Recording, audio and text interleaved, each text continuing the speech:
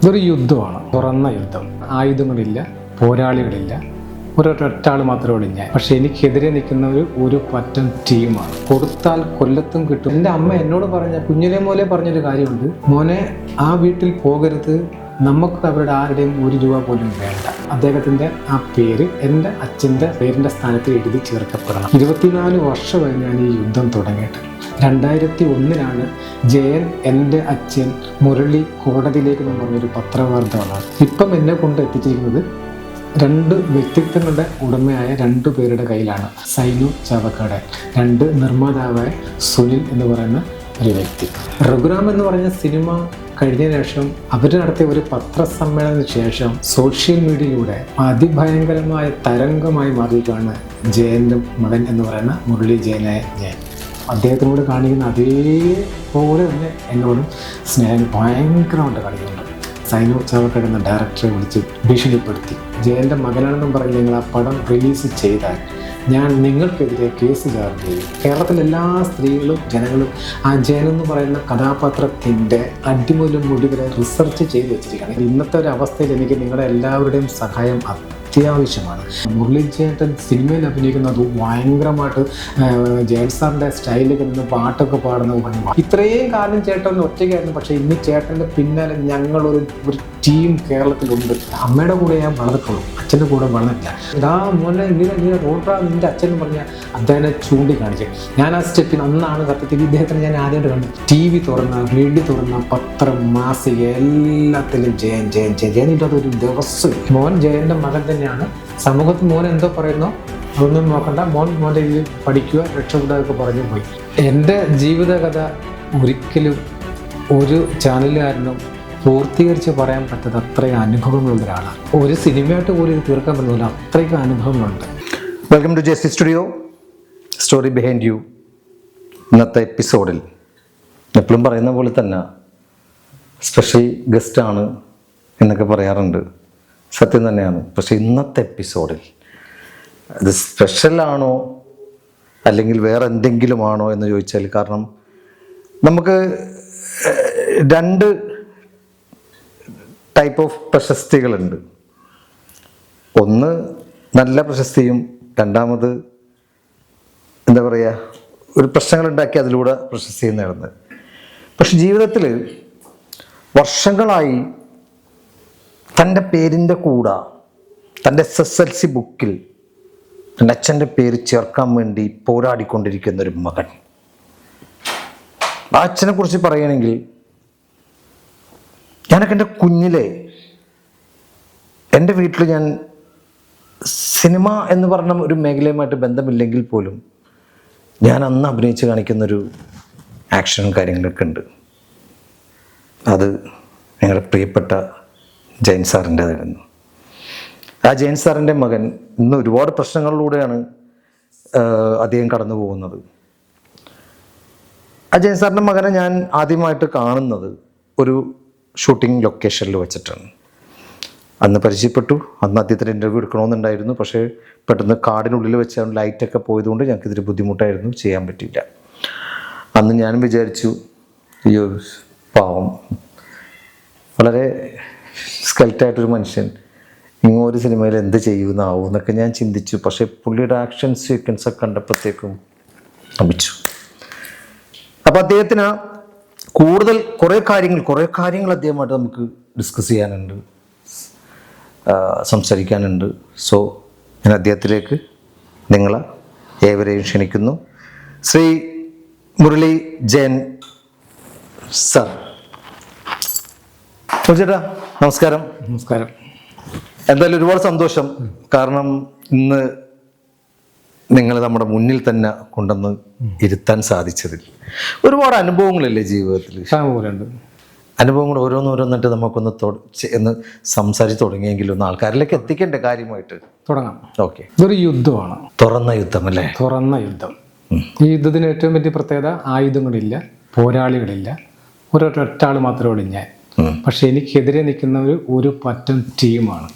എൻ്റെ അച്ഛൻ്റെ കുടുംബത്തിലെ ആളുകളും അവരുമായിട്ട് ബന്ധപ്പെട്ട് ഒരു ബന്ധവും ഇല്ലാത്ത, ഒരു രക്തബന്ധമില്ലാത്ത, ഒരു അയൽബന്ധമില്ലാത്ത, ഈ ജില്ലയിൽ പോലും താമസിക്കാത്ത, എവിടെയോ ജനിച്ച് ജയൻ എന്ന് പറയുന്ന എൻ്റെ അച്ഛനുമായിട്ട് യാതൊരു പുലബന്ധവുമില്ല, അദ്ദേഹത്തിനെ പോലും കണ്ടിട്ടില്ല. അദ്ദേഹം ജീവിച്ചിരുന്ന സമയത്ത് പോലും ജനിക്കാത്ത കുറേ അധികം ആളുകളുമായിട്ട് യുദ്ധം നടക്കുകയാണ്. 24 വർഷമായി. എന്തിനാണ് ആ യുദ്ധത്തിനൊരു കാരണം ഉണ്ടാവുമല്ലോ? കാരണമൊന്നുമില്ല. ഞാൻ നടൻ ജയന്റെ മകൻ എന്ന് അല്ല, അതുകൊണ്ട് എന്ത് നേട്ടം ഞാൻ ചോദിക്കുന്നത്? നേട്ടമില്ല, നേട്ടത്തിന് താല്പര്യമില്ല. അല്ല, ഞാൻ മുരളിച്ചേട്ടന് നേട്ടമല്ല ചോദിക്കുന്നത്. അവരെന്താണ്, അവർക്ക് അതുകൊണ്ട് എന്ത്? നിങ്ങൾ മകനല്ല എന്ന് പറയുന്നത് കൊണ്ട് അവർക്ക് എന്ത് ലഭിക്കുന്നു? ഒന്നും ലഭിക്കത്തില്ല. ലഭിക്കാനുള്ളതെല്ലാം ലഭിച്ച് അതെല്ലാം നശിപ്പിച്ച് തീർന്നു. കുടുംബങ്ങൾ പൈസ കൊടുത്ത് അവരെ കൊണ്ട് ചെയ്യിപ്പിക്കുന്ന ആവാം. ഇപ്പം നിങ്ങൾക്ക് അതിനൊരു ബെനിഫിറ്റ് ഇല്ല. നിങ്ങൾ വളരെ ഓപ്പൺ ആയിട്ട് പല സ്ഥലങ്ങളിലും പറഞ്ഞു കഴിഞ്ഞൊരു കാര്യമാണ്. എന്താണെന്ന് വെച്ചിട്ടുണ്ടെങ്കിൽ, എനിക്ക് അച്ഛൻ്റെ സ്വത്തോ അല്ലെങ്കിൽ പേരും ഒരു പ്രശസ്തിയോ ഒന്നും എനിക്ക് വേണ്ട. എനിക്ക് വേണ്ടതാകെ എൻ്റെ SSLC ബുക്കിൽ അച്ഛൻ്റെ പേര് കൃഷ്ണൻ നായർ, മുരളി കൃഷ്ണൻ നായർ എന്നുള്ള പേര് എഴുതി ചേർക്കാൻ സാധിക്കണം. ഇത് മാത്രമാണ് താങ്കൾ പല സ്റ്റേജുകളിലും അല്ലെങ്കിൽ പല സ്ഥലങ്ങളിലും പറഞ്ഞിട്ടുള്ളത്. എനിക്ക് പണമോ ഒന്നും എനിക്ക് വേണ്ട. പക്ഷെ ഇന്ന് ഞാൻ മനസ്സിലാക്കിയ ഒരു കാര്യം, ഈ ഒരു വാശിയിൽ നിന്നാണെന്ന് തോന്നുന്നു നിങ്ങളിന്ന് പ്രശസ്തിയിലേക്ക് പോയിക്കൊണ്ടിരിക്കുകയാണ്. പടവുകൾ ഓരോന്നായിട്ട് ചവിട്ടി ചവിട്ടി മുന്നോട്ട് കയറിക്കൊണ്ടിരിക്കുകയാണ്. നിങ്ങളെക്കാൾ എന്താ പറയുക, മുൻനിരയിൽ ഉണ്ടായിരുന്ന നിങ്ങളുടെ ബന്ധത്തിലുള്ള പല ആളുകളും ഇന്ന് താഴത്തേക്ക് ഇറങ്ങിപ്പോയിക്കൊണ്ടിരിക്കുന്നതാണ്. അതാണ് ദൈവം എന്ന് പറയുന്നത്. കർമ്മ എന്ന് പറയുന്നൊരു കാര്യമില്ലേ? എന്താണ് മുറിച്ചിട്ട് പറയാനുള്ളത്? അത് ഞങ്ങളുടെ നാട്ടിൽ പറയുന്ന ഒരു ചൊല്ലുണ്ട്, കൊടുത്താൽ കൊല്ലത്തും കിട്ടും എന്നൊരു ചൊല്ലുണ്ട്. അത് തന്നെയാണ് ഇപ്പോൾ സംഭവിച്ചുകൊണ്ടിരിക്കുന്നത്. കാര്യം നിസ്സാരമായ ഒരു കാര്യമാണ്. അച്ഛൻ്റെ സ്വത്തുണ്ടായിരുന്നു, ഇഷ്ടംപോലെ ഉണ്ടായിരുന്നു. അച്ഛൻ്റെ സിനിമ അഭിനയത്തിന് ശേഷമുള്ള ബാങ്ക് ബാലൻസ് ഉണ്ടായിരുന്നു. പിന്നെ സ്വന്തമായിട്ട് തീപ്പെട്ടി കമ്പനി, അത് അനീച്ചേരി കമ്പനി അച്ചിട്ട് കൊടുത്തതാണ്. പിന്നെ ഈ ബ്രേസിലൊക്കെ ഉണ്ടാക്കുന്നത്, അങ്ങനെ എന്തോ കമ്പനി തേവലക്കര ഭാഗത്തുണ്ടായിരുന്നു. ഇതെല്ലാം അനിയൻ എന്ന് പറയുന്ന സോമൻ നായരുടെ കയ്യിലായി. അദ്ദേഹം വളരെ മോശപ്പെട്ട, ഒരിക്കലും നമുക്ക് ചൂണ്ടിക്കാണിക്കാൻ പറ്റാത്ത ഒരു വ്യക്തിയാണ്, വ്യക്തിത്വത്തിനുടമ. കാര്യം വെറും മോശമാണ്. അദ്ദേഹം അതെല്ലാം നശിപ്പിച്ചു. പക്ഷെ എൻ്റെ അമ്മ എന്നോട് പറഞ്ഞ, കുഞ്ഞിലെ മോലെ പറഞ്ഞൊരു കാര്യമുണ്ട്, മോനെ ആ വീട്ടിൽ പോകരുത്, നമുക്ക് അവരുടെ ആരുടെയും 1 രൂപ പോലും വേണ്ട. കാര്യം അമ്മയുടെ കയ്യിൽ നിന്ന് ആണ് അവർ ഞാൻ കൊടുത്ത് അവർ രക്ഷപ്പെട്ടതാണ്. പക്ഷെ നമുക്ക് അവരുടെ കയ്യിൽ നിന്ന് ഒന്നും വാങ്ങിക്കാൻ പാടില്ല. മോൻ ഒന്നിനും പോകണ്ട, നീ നിൻ്റെ കാര്യം നോക്കി ജീവിക്കാൻ പറയും. ഞാൻ അതുകൊണ്ട് തന്നെയാണ് ഒരു വകയ്ക്കും ഞാൻ മുന്നിൽ പോയിട്ടില്ല. ഇന്നും ഞാൻ പറയുന്നത് നമുക്ക് സ്വത്ത് വേണ്ട. പക്ഷെ ഞാൻ ഈ രാജ്യത്തെ ഒരു പൗരൻ എന്ന നിലയിൽ അദ്ദേഹമാണ് എൻ്റെ പിതാവ് എങ്കിൽ, ഞാൻ ഇപ്പോഴും പറയുന്നൊരു വാക്കാണ് ഈ അദ്ദേഹമാണ് പിതാവ് എങ്കിൽ, എനിക്ക് ആ അദ്ദേഹത്തിൻ്റെ ആ പേര് എൻ്റെ അച്ഛൻ്റെ പേരിൻ്റെ സ്ഥാനത്ത് എഴുതി ചേർക്കപ്പെടണം. ഇപ്പം കിടക്കുന്നത് അമ്മയെ ആദ്യം കല്യാണം കഴിച്ച രാമകൃഷ്ണൻ ആചാര്യ എന്ന് തെറ്റായി രേഖപ്പെടുത്തിയിരിക്കണം. അത് മാറ്റണമെന്നുള്ളത് എൻ്റെ ഒരു ആഗ്രഹമാണ്. അല്ലാതെ അവരുടെ വീട്ടിന് മുമ്പിൽ പോയി എൻ്റെ സ്വത്തിനിടെ, എൻ്റെ അച്ഛൻ്റെ സ്വത്തിൻ്റെ പകുതിയോടെ അല്ലെങ്കിൽ മൊത്തമോടെ ഞാനാണ് അവകാശി എന്ന് പറയാനില്ല. ഞാനൊരു സിനിമാ സംവിധാനം മുമ്പിൽ പോയിട്ട് ഞാൻ ജയൻ്റെ മകനാണ്, എനിക്ക് സിനിമയിൽ അഭിനയിക്കണം, അല്ലെങ്കിൽ എൻ്റെ അച്ഛൻ്റെ വീട്ടുകാരായിട്ട് ഇങ്ങനെ യുദ്ധം നടക്കുകയാണ്, എനിക്ക് വേറെ മാർഗ്ഗമില്ല, ഇനി സിനിമയിലൂടെ ഞാൻ വന്ന് എനിക്ക് അത് നേടണം, അങ്ങനെയൊന്നും ഞാൻ പോയിട്ടൊന്നുമില്ല, മനസ്സിലായില്ലേ? പക്ഷെ എൻ്റെ ആഗ്രഹമാണ്, എനിക്കത് അതെൻ്റെ സ്കൂൾ സർട്ടിഫിക്കറ്റ് ചേർക്കണം.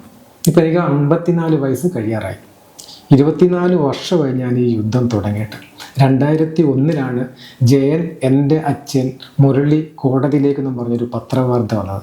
അതും യാദൃച്ഛികമായിട്ട് വന്നൊരു വാർത്തയാണ്. നമ്മൾ പോലും പ്രതീക്ഷിക്കാതെ. അതാണ് കാലം ഓരോന്നും എഴുതി കൂട്ടി വെച്ചിട്ടുണ്ട് ഓരോ ആൾക്കാരുടെ കയ്യിലും. ആ കാലം നമ്മളെ എത്തിക്കേണ്ട സ്ഥലത്ത് തക്കതായ സമയത്ത് കൊണ്ടെത്തിക്കും. ഇപ്പം എന്നെ കൊണ്ട് എത്തിച്ചിരിക്കുന്നത് 2 വ്യക്തിത്വങ്ങളുടെ ഉടമയായ 2 പേരുടെ കയ്യിലാണ്. ഒന്ന് ഒരു സംവിധായകൻ സൈനു ചാവക്കാട്, 2 നിർമ്മാതാവായ സുനിൽ എന്ന് പറയുന്ന ഒരു വ്യക്തി. അദ്ദേഹത്തിന് വേറൊരു പേരിനോട് വേറൊരു പേരുണ്ട്, അഭിലാഷ്, സുനിൽ അഭിലാഷ് എന്നുള്ളതാണല്ലേ. അവരുടെ 2 വ്യക്തിത്വങ്ങളുടെ കയ്യിലാണ് തന്നെ ഞാൻ ചെന്നുപെട്ട്. കാലത്തിൻ്റെ തീരുമാനമാണ്. എൻ്റെ ആഗ്രഹം സാധിക്കുമെന്നാണ് എനിക്ക് തോന്നുന്നത്. കാരണം ഇപ്പം ഈ സൈനു ചാവക്കാടൻ എന്ന് പറയുന്ന ആ വ്യക്തിയുടെ സിനിമയായ രഘുറാം എന്ന സിനിമയിൽ ഒരു കുഞ്ഞു വേഷം ചെയ്യാമെന്ന് എൻ്റെ അടുത്ത് ചോദിച്ചു. അപ്പം ഞാൻ പറഞ്ഞ് എൻ്റെ അച്ഛൻ കുഞ്ഞു വേഷം ചെയ്താണ് വലിയ വേഷം ചെയ്തെത്തിയത്, അതുകൊണ്ട് എനിക്ക് അങ്ങനെയൊന്നുമില്ല, എന്ത് തന്നാലും ഞാൻ നോക്കാം. അപ്പം പറയുന്ന വരാൻ പറഞ്ഞു. അങ്ങനെ ഞാൻ ചെന്ന് ഒരു ഫൈറ്റ് സീനാണ് എനിക്ക് തന്നത്. നേരത്തെ ഫൈറ്റ് ഉണ്ടെന്ന് പറഞ്ഞില്ല. ഞാൻ ആൾറെഡി പണ്ട് 29ാമത്തെ വയസ്സ് മുതൽ കരാട്ടയൊക്കെ ഞാൻ പഠിക്കാൻ പോയതാണ്. അപ്പം നമ്മളിങ്ങനെ പ്രത്യേകിച്ച് ഇപ്പം പണ്ട് വർഷങ്ങളോളം ഞങ്ങളുടെ ഗ്യാങ് ഉണ്ടായിരുന്നു. ഡെയിലി പ്രാക്ടീസാണ്, ഒരു ദിവസം പോലും മുടങ്ങാത്ത പ്രാക്ടീസ്. പിന്നെ നമ്മൾ അവരെല്ലാം കല്യാണം കഴിഞ്ഞ് കുടുംബം ഞാനും കുടുംബമാക്കി മാറി. ഞാൻ കല്യാണം കഴിഞ്ഞ ശേഷമാണ് പോകുന്നത്. നമ്മളിപ്പോൾ ചെറിയ അങ്ങനെ ഞാൻ വന്ന് ചെയ്ത് കൊടുത്ത് അവർ ഇഷ്ടപ്പെട്ടു. അപ്പോഴാണ് അവർക്ക് എന്നെ കണ്ടപ്പം, എൻ്റെ ഒരു രൂപം കണ്ടപ്പം അവർക്ക് സന്തോഷം. പക്ഷെ അവർ എനിക്ക് ചെയ്തൊരു ഉപകാരം, ആ സിനിമയുടെ ഷൂട്ട് കഴിഞ്ഞ് ഞാൻ ഇനി വീട്ടിൽ വന്നതിന് ശേഷം, അല്ലെങ്കിൽ അതുവരെ ഉണ്ടായിരുന്ന സമൂഹത്തിൽ എനിക്കുണ്ടായിരുന്ന ഒരു ഒരു നിലപാടുണ്ടായിരുന്നു. അത് കുറച്ച് ആളുകൾക്ക് മാത്രമേ അറിയാത്തുള്ളൂ. അപ്പം ലോക മലയാളീസ് എവിടെ ഉണ്ടോ അതിന് കുറച്ച് ആളുകൾക്ക് തന്നെ അറിയാം. പക്ഷെ ഇപ്പം ഒരു രക്ഷയില്ല. രഘുറാം എന്ന് പറഞ്ഞ സിനിമ കഴിഞ്ഞ ശേഷം അവർ നടത്തിയ ഒരു പത്രസമ്മേളനത്തിന് ശേഷം സോഷ്യൽ മീഡിയയിലൂടെ അതിഭയങ്കരമായ തരംഗമായി മാറിയിരിക്കുകയാണ് ജയൻ്റെ മകൻ എന്ന് പറയുന്ന മുരളി ജയനായ ജയൻ. കൊച്ചു കുഞ്ഞുങ്ങളുടെ കൈ പോലും മീൻസ് കോളേജിലൊക്കെ പഠിക്കുന്ന, സ്കൂളിൽ പഠിക്കുന്ന അവരൊക്കെയാണ് ഈ ഇൻസ്റ്റാഗ്രാം ഉപയോഗിക്കുന്നത്. അവരുടെ കൈകളിൽ പോലും മൊബൈലിൽ പോലും ഞാൻ എന്ന് പറഞ്ഞൊരു വ്യക്തി ഈ ഭൂമിയിൽ ജീവിച്ചിരിപ്പുണ്ട് എന്ന് എത്തി. അതിനുശേഷം ഞാനിപ്പോൾ വെളിയിലോട്ടൊക്കെ ഇറങ്ങുമ്പോൾ ഇപ്പോൾ നിങ്ങൾക്ക് വേണമെങ്കിൽ എൻ്റെ പിന്നാലെ വരാം, പരീക്ഷിക്കാം. എവിടെ ചെന്നാലും ജയൻ്റെ മകൻ പോന്നു, ജയൻ സാറിൻ്റെ മകൻ പോന്നു, മുരളി ജയൻ പോന്നു, മുരളിച്ചേട്ടൻ പോകുന്നു പറഞ്ഞ ആളുകൾ അടുത്തേക്കൊക്കെ ചൂണ്ടിക്കാണിക്കുകയും എന്നോട് സംസാരിക്കുകയും ഭയങ്കര സ്നേഹമാണ്. അപ്പം ചില ആളുകൾ പറയുന്നത് സോഷ്യൽ മീഡിയയിലൂടെ ഇയാളെ അപമാനിക്കുന്ന, ഇയാളെ ചീത്ത വിളിക്കുന്നു. പക്ഷെ അത് സോഷ്യൽ മീഡിയയിൽ ഒരു വിഭാഗം ആളുകൾ മാത്രമേ ഉള്ളൂ. പക്ഷെ പൊതുജനങ്ങളുടെ ഇടയിൽ ഈ രഘുറാം എന്ന് പറഞ്ഞ സിനിമയ്ക്ക് ശേഷം ഒരു രക്ഷയില്ല. ആളുകൾ നമ്മളെ കാണുമ്പോൾ തിരിച്ചറിഞ്ഞ്, അതിപ്പം ഏത് രീതിയിൽ പോയാലും അത് ഓക്കെയാണ്. അവർക്ക് മനസ്സിലായി ഇത് സത്യമാണ്, ഈ മനുഷ്യൻ, ഇതിൻ്റെ പിന്നിൽ കള്ളത്തരമില്ല. അപ്പോൾ അവരെല്ലാം അത്രയും സ്നേഹം അദ്ദേഹത്തിനോട് കാണിക്കുന്ന അതേപോലെ തന്നെ എന്നോടും സ്നേഹം ഭയങ്കരമായിട്ട് കാണിക്കുന്നുണ്ട്, ഏത് ജില്ലയിൽ പോയാലും. തീർച്ചയായിട്ടും മുരളിച്ചേട്ടൻ പറഞ്ഞത് ഞാൻ അംഗീകരിക്കുന്നു. കാരണം സോഷ്യൽ മീഡിയ എന്ന് പറയുന്നത് 2 വിഭാഗത്തിലുള്ള ആൾക്കാർ ഉപയോഗിക്കുന്നുണ്ട്. നല്ല രീതിയിൽ ഉപയോഗിക്കുന്നവരുണ്ട്, എന്തിനോ വേണ്ടി തിളക്കുന്ന സാമ്പാർ എന്ന് പറയുന്നവർ ഉപയോഗിക്കുന്നവരുണ്ട്. കാരണം നമ്മൾ രഘുറാം എന്ന് പറഞ്ഞ സിനിമയുടെ പ്രസ് മീറ്റിങ്ങിനാണ് നമ്മൾ ആദ്യം ഒന്ന് വൈറൽ സംഭവമായത്. രണ്ടാമത് ജൂനിയേഴ്സ് ജേണി എന്ന് പറഞ്ഞ മൂവിയുടെ പ്രസ് മീറ്റിങ്ങിനായിരുന്നു. അതിൻ്റെ അകത്ത് മുരളിച്ചേട്ടൻ അഭിനയിച്ചിട്ടില്ല, പക്ഷേ ആ ക്രൂ മെമ്പേഴ്സായിട്ടുള്ള സ്നേഹം കൊണ്ടാണ് നിങ്ങളന്നൊരു ഗസ്റ്റായിട്ട് അവിടെ വന്നത്. അന്ന് ആ ഗസ്റ്റായിട്ട് വന്നപ്പോൾ നിങ്ങളവിടെ അതിഷ എന്ന് പറയുന്ന നമ്മുടെ ഒരു ആർട്ടിസ്റ്റായിട്ട് മുരളിച്ചേട്ടൻ ഡാൻസ് കളിച്ചു, പാട്ട് ബാക്ക്ഗ്രൗണ്ടിൽ നമ്മുടെ ഡോക്ടർ ആണ് ആലപിച്ചത്. പക്ഷേ മുരളിച്ചേട്ടൻ ഭംഗിയായിട്ട്, ഒരിക്കലും ജയൻ സാറിനെ ഞാനത് നിങ്ങൾ അനുകരിച്ചതെന്ന് ഒരിക്കലും ഞാൻ പറയില്ല. എന്താണെന്ന് വെച്ചാൽ ആസ് എ ഒരു സിനിമ പ്രേക്ഷകനും അല്ലെങ്കിൽ ബിഹൈൻഡ് ദ ക്യാമറ വർക്ക് ചെയ്യുന്ന ഒരാളും ആയതുകൊണ്ടിട്ട്, അല്ലെങ്കിൽ ഇൻ ഫ്രണ്ട് ഓഫ് ദ ക്യാമറയിൽ ഞാൻ വർക്ക് ചെയ്യുന്ന ഒരാളാണ്. എനിക്കറിയാം ഒരു ആർട്ടിസ്റ്റ്, ഒരു മിമിക്രി കാണിക്കുന്ന ഒരാളാണെങ്കിൽ അയാൾ ഇതിനേക്കാൾ ഭംഗിയായിട്ട് കാണിക്കും. പക്ഷെ അതൊരു അനുകരണമാണ്.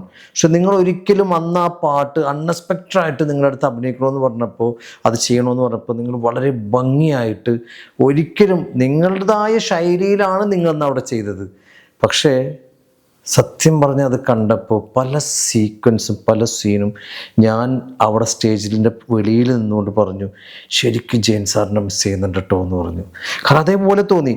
അതേസമയം നിങ്ങളുടെ ഒരു കമൻറ്റ്, ആ ഒരു വീഡിയോക്ക് വന്ന കമൻറ്റ് ഞാൻ വായിച്ചു, എനിക്ക് ചിരിയാണ് വന്നത്. നിങ്ങൾക്കൊരു പണിയില്ലേ, നിങ്ങൾക്ക് വല്ല പാട്ട് പാടാൻ പോയിക്കൂടെ, നല്ല സ്വരമാണല്ലോ നിങ്ങളത്, ഏതോ ഒരു വിഡ്ഢി, അങ്ങനെ തന്നെ ഞാൻ പറയുന്നത്, ആ വിഡ്ഢി പറഞ്ഞ കാര്യമാണ്, നിങ്ങൾക്ക് പാട്ട് പാടാൻ പോയിക്കൂടെ, നിങ്ങൾ എന്തിനാണ് ഇങ്ങനെ ഒരു ഇല്ലാത്ത കെട്ടുകഥ പറഞ്ഞിട്ട്, അങ്ങനെ വളരെ മോശമായിട്ട് ചെയ്തിട്ട് എനിക്കങ്ങനെ അത് സംസാരിക്കാൻ താല്പര്യമില്ല. പക്ഷെ ആ ഒരു വിഡ്ഢീൻ്റെ കാര്യം ഞാൻ ആലോചിച്ചത്, അതിന് കമൻറ്റ് വന്നേക്കുന്നത്. പിന്നെ മുരളിച്ചേട്ടനെ കുറിച്ചല്ല അവിടെ പറഞ്ഞേക്കുന്നത്, ആൾക്കാർ ഇവനെ ഇട്ടിട്ട് വാരലായിരുന്നു. കാരണം വെച്ചാൽ അതിന് കമൻറ്റ് വന്നേക്കുന്നത്, നിനക്കൊരു പണിയുടെ ഒരാൾ അവിടെ നിന്ന് പാടണ കണ്ടില്ലേ. ഇവിടെ സോഷ്യൽ മീഡിയ ആണെങ്കിലും മനസ്സിലാക്കേണ്ട കാര്യം, സ്വന്തം അച്ഛൻ്റെ പിതൃത്വത്തിന് വേണ്ടിയിട്ട് പോരാടുന്നൊരു മകനാണ്. അയാൾക്ക് എന്തിനാണ് കളവ് പറയേണ്ട കാര്യം ഇരിക്കുന്നത്? അച്ഛൻ്റെ കാര്യത്തിൽ നുണ പറഞ്ഞിട്ട് മുന്നോട്ട് പോകേണ്ട കാര്യമുണ്ടോ? ഞാനത് ഇത് പറയാൻ കാരണം, എത്ര വർഷം ഇപ്പം പറയുന്നത്, 24 വർഷമായിട്ട് നിയമത്തിന് വേണ്ടി പോരാടുന്നുണ്ട്. ഒരു മനുഷ്യൻ എത്രയെന്നും പറഞ്ഞ് പോരാടാൻ പറ്റും? കള്ളത്തരമാണെങ്കിൽ അത് നിർത്തേണ്ട സമയമായില്ലേ? നിങ്ങൾക്കൊരു യാഥാർത്ഥ്യം ഉള്ളത് കൊണ്ടാണല്ലോ നിങ്ങൾ പോരാടിക്കൊണ്ടിരിക്കുന്നത്. അതിൻ്റെ ഇടയിൽ ഇതിൻ്റെ കൂടി തന്നെ ഞാൻ ചോദിക്കുന്നത്, നിങ്ങളിപ്പോൾ അഭിനയിച്ച സേനു ചാവക്കാടൻ്റെ രഘുറാം എന്ന് പറയുന്ന മൂവി, ആ മൂവി റിലീസ് ചെയ്യിപ്പിക്കില്ല എന്നും പറഞ്ഞ് സേനു ചാവക്കാടനെ വിളിച്ച് ഭീഷണിപ്പെടുത്തുകയും അദ്ദേഹത്തിന് ആ വോയിസൊക്കെ ഞാൻ കേട്ടതാണ്, എനിക്ക് ആ ക്ലിപ്പ് ഇട്ടരാന്ന് പറഞ്ഞു, ഇതിൻ്റെ കൂടെ ഇടണമെന്ന് പറഞ്ഞേക്കുന്നത്. പക്ഷെ ഞാൻ നോക്കട്ടെ, ഭീഷണിപ്പെടുത്തി അത് ചെയ്യിക്കില്ല എന്ന് നിങ്ങളുടെ കുടുംബത്തിലൊരു വ്യക്തി പറഞ്ഞല്ലോ. ആരായിരുന്നു, എന്തായിരുന്നു, ഓപ്പണായിട്ട് നിങ്ങൾക്ക് പറയാൻ പറ്റുമോ? കുടുംബത്തിലെ വ്യക്തി എന്ന് പറയുന്നത്, ആ കുടുംബത്തിലെ വ്യക്തിയാണെന്ന് പറയാൻ ഒരു യോഗ്യതയുമില്ലാത്ത ഒരു വ്യക്തിയാണ്. ആ വ്യക്തിയുടെ പേര് ആദിത്യൻ. സീരിയൽ നടനാണ്, ആദിത്യൻ എന്നാണ് പേര്. അയാൾ എൻ്റെ അച്ഛൻ ശ്രീ ജയൻ്റെ അനുജൻ്റെ മകനാണ്. ഇയാൾ എൻ്റെ അച്ഛൻ്റെ കുടുംബക്കാരാണെന്ന് പറയുന്നത് നാണക്കേടാണ് ഞങ്ങൾക്ക്. ഞങ്ങൾക്ക് ഇപ്പം മീൻസ് ഞാൻ എൻ്റെ അച്ഛൻ ജയൻ കൊണ്ടുവന്ന് വെച്ചു, അല്ലെങ്കിൽ അദ്ദേഹം മരിച്ചവർ ഞങ്ങൾക്ക്, ഞാനെന്ന് പറയുമ്പോൾ എൻ്റെ അച്ഛൻ ഞാൻ അടങ്ങുന്ന ഒരു കുടുംബത്തിന് ഈ ആദിത്യൻ എന്ന് പറയുന്ന ഒരു വ്യക്തി ഞങ്ങളുടെ കുടുംബത്തിൽ ജനിച്ചാണെന്ന് പറയാൻ നാണക്കേടാണ്. കാര്യം അത്രയ്ക്ക് ക്രിമിനൽ മൈൻഡുള്ള ഒരു വ്യക്തിയാണ് അയാൾ. കേരളത്തിൽ നിന്നും 7 പെൺകുട്ടികളെ വിവാഹം കഴിച്ച ഒരാളാണ്. ലിവിങ് ടുഗദറായിട്ടും താലി കെട്ടിയും. കേരളത്തിൽ അയാൾക്ക് 3 ജില്ലയിലായിട്ട് 4 മക്കളുണ്ടെന്ന് പറയുന്നു. പക്ഷേ എൻ്റെ അറിവിൽ 3 കുട്ടികളുള്ളതായിട്ട് അറിയാം. ഇതാണ് അയാളുടെ ജോലി. അയാളുടെ ജോലി എന്ന് പറഞ്ഞാൽ പ്രായം ചെന്ന അച്ഛൻ്റെയും അമ്മയുടെയും വീട്ടിൽ ചെന്ന് ആങ്ങളമാരില്ലാത്ത വീട്ടിൽ ചെല്ലുക, പെണ്ണുങ്ങളെ കറക്കി അടിക്കുക. ഞാനാണ് ജയൻ്റെ മകനെന്നോ ഞാൻ അങ്ങനെയാണ് ഇങ്ങനെയാണ്, എനിക്ക് ഇച്ചിരി നിവർത്തിക്കോടുണ്ട്, ഈ കാലെ പിടിക്കലാണ് ജോലി, എനിക്ക് ഇച്ചിരി ചമ്മന്തിയും ചോറും മാത്രം നിങ്ങൾ തന്നാൽ മതി എന്നും പറഞ്ഞ് ആ വീട്ടിൽ കയറുക, അവിടെ കുഞ്ഞുങ്ങളെ ജനിപ്പിക്കുക. ആ പെൺകുട്ടി, ഇപ്പോൾ ഒരു പെൺകുട്ടിയെ കല്യാണം കഴിച്ചപ്പോൾ, ഉദാഹരണം നമ്മുടെ അമ്പിളി ദേവിയെ കല്യാണം കഴിച്ചു. ആദ്യമേ അമ്പിളി ദേവിയുടെ മകനെയാണ് കയ്യിലെടുത്തത്. അമ്പിളി ദേവിയുടെ ആദ്യത്തെ കല്യാണത്തിലുള്ള മകനെ ഇയാൾ കയ്യിലെടുത്തു, സ്നേഹം പ്രകടിപ്പിച്ചെടുത്ത്. എന്നിട്ട് അവിടെ കല്യാണം കഴിച്ചു. അമ്പിളി ദേവി ഗർഭിണിയാവുന്ന അതേ ടൈം തന്നെ തൃശ്ശൂരുള്ള ഒരു ഡോക്ടറെ ഭാര്യയെ ഗർഭിണിയാക്കി. ഇയാളുടെ ജോലി എന്ന് പറയുന്നതാണ്. ഇപ്പം ആ പെങ്കൊച്ചിൻ്റെ കൂടെ അപ്പം ഇങ്ങനെയുള്ളൊരു വ്യക്തി, ജയനെന്ന് പറയുന്ന വ്യക്തിയുടെ പേരും പറഞ്ഞാണ് അയാൾ ഈ കല്യാണം കഴിക്കുന്നതും ഈ കുഞ്ഞുങ്ങളെ ജനിപ്പിച്ചിടുന്നതും. അയാളാണ് ഇപ്പം പറഞ്ഞിരിക്കുന്നത്, രഘുറാം എന്ന് പറഞ്ഞ സിനിമയിൽ ഇവൻ മുരളി എന്ന് പറഞ്ഞവനെ എൻ്റെ വല്യച്ഛൻ ജയൻ്റെ മകനാണെന്നും പറഞ്ഞുകൊണ്ട് നിങ്ങൾ സൈനു ചാവക്കട എന്ന ഡയറക്ടറെ വിളിച്ച് പറഞ്ഞാണ്, ജയൻ്റെ മകനാണെന്നും പറഞ്ഞ് നിങ്ങൾ ആ പടം റിലീസ് ചെയ്താൽ ഞാൻ നിങ്ങൾക്കെതിരെ കേസ് ചാർജ് ചെയ്യും. മാത്രമല്ല ആ പടം നിങ്ങൾ റിലീസ് ചെയ്യത്തില്ല, ഞാൻ കോടതിയിൽ നിന്ന് സാങ്ഷൻ മേടിക്കും എന്നും പറഞ്ഞുകൊണ്ട് ഇയാൾ സൈനു ചാവക്കട എന്ന ഡയറക്ടറെ വിളിച്ച് ഭീഷണിപ്പെടുത്തി. ഇയാളിപ്പോൾ ഏതൊരു സീരിയലിൽ അഭിനയിച്ചുകൊണ്ടിരിക്കുകയാണ്. ഇയാൾ ആ സീരിയലിൻ്റെ സ്ഥലത്ത് പോയിട്ടും പറഞ്ഞു, ആ സിനിമ ആദ്യത്തിനായി ഞാൻ റിലീസ് ചെയ്യിപ്പിക്കില്ല, അത് ഉറപ്പാണ്, ഞാൻ കോടതിയിൽ പോയി സ്റ്റേ മേടിക്കും. അവൻ ആ ഡയറക്ടർക്കെതിരെയും നിർമ്മാതാവിനെതിരെയും അവിടെ പോയിട്ട് പറഞ്ഞാൽ നിർമ്മാതാവിനെതിരെയും ക്യാപ്റ്റൻ വിനോദ് സാർ അദ്ദേഹത്തിനെതിരെയും ഇയാൾ ആദിത്യൻ കേസ് കൊടുക്കും എന്നാണ് ഭീഷണിപ്പെടുത്തി വെച്ചിരിക്കുന്നത്. അപ്പോൾ അയാളത് ചെയ്യാൻ സാധ്യത ഉണ്ടെന്നാണ് എൻ്റെ ഒരു ഉറച്ച വിശ്വാസം. അതിനൊരു കാരണം എനിക്ക് പറയാനുള്ളത്, വർഷങ്ങൾക്ക് മുമ്പ് ഒരു തരംഗം, ഇതേപോലൊരു തരംഗം, ഇത്ര വലിയ അല്ലാത്തൊരു തരംഗം ഉണ്ടായി, ജയൻ്റെ മകൻ എന്ന് പറഞ്ഞ് 2017-18 തുടങ്ങിയത്. ആ സമയത്ത് ഏഷ്യാനെറ്റിലെ കോമഡി സ്റ്റാറിൽ എന്നെ ഒന്ന് ക്ഷണിച്ചായിരുന്നു. അപ്പം നമ്മുടെ ഇപ്പം മീനാക്ഷി മോളും അന്ന് പൊങ്ങച്ച സിനിമയിലേക്ക് വന്ന് കൊച്ചൊരു മോളാണ്. അപ്പോൾ ഞങ്ങളെല്ലാം കൂടെ അവിടെ ചെന്ന വഴിക്ക് പ്രോഗ്രാമിൽ ഞാൻ പങ്കെടുത്തു. ഇൻ്റർവ്യൂവും കുറേ കാര്യങ്ങളൊക്കെ ആയിരുന്നു. അത് വേറൊരു സെക്ഷൻ അവർ ചെയ്തതാണ്. അപ്പോൾ അതിനകത്ത് ഞാൻ നമ്മുടെ ചോദ്യങ്ങൾക്ക് മറുപടി കൊടുത്ത് ഞങ്ങൾ വന്ന്, അപ്പോൾ ഞങ്ങളുടെ കൂടെ ഒരു ഇക്ക ഉണ്ടായിരുന്നു, ഒരു റഹ്മാൻ. ഈ പുള്ളിക്ക് ഒരു കുഴപ്പം, പറന്നു പോകുന്ന കാക്കയോട് പോലും ചെന്ന് പറഞ്ഞു കൊടുക്കും, ദുല്ലിരിക്കുന്ന ആൾ ജയൻ സാറിൻ്റെ മകനാണ് എന്നൊരു സ്വഭാവമുണ്ട്. പാവമാണ്, ശുദ്ധനാണ്.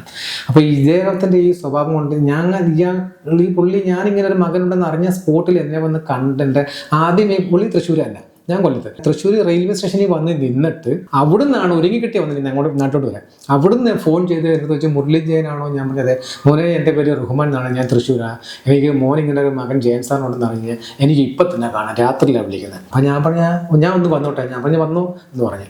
സ്പോട്ടിൽ തൃശ്ശൂർ റെയിൽവേ സ്റ്റേഷനിൽ നിന്ന് ടിക്കറ്റ് എടുത്തിട്ടുണ്ടാണ് എന്നെ വിളി. അങ്ങനെ പുള്ളി കൊല്ലം റെയിൽവേ സ്റ്റേഷനിൽ വെളുപ്പിനെ വന്ന് എന്നെ വിളിച്ച് ഞാൻ ബൈക്കോട്ട് ചെന്ന് സ്പോട്ടിൽ വന്ന് പുള്ളി എൻ്റെ മുഖമൊന്നുമില്ല നോക്കുന്നത്, എൻ്റെ കയ്യിലെ വിരലാണ് നോക്കുന്നത്. ഓരോ വിരലും പിടിച്ച് നോക്കിയിട്ട് പുള്ളി പറയാം, ഇത് ജയൻ സാറിൻ്റെ മകൻ തന്നെയാണ്. അപ്പം അവർ കേരളത്തിലെ എല്ലാ സ്ത്രീകളും ജനങ്ങളും ആ ജയൻ എന്ന് പറയുന്ന കഥാപാത്രത്തിൻ്റെ അടിമുതലും മുടി വരെ റിസർച്ച് ചെയ്ത് വെച്ചിരിക്കുകയാണ്. പലരും എന്നെ ഈ ഭാഗമൊക്കെ ഇങ്ങനെ നോക്കാറുണ്ട്.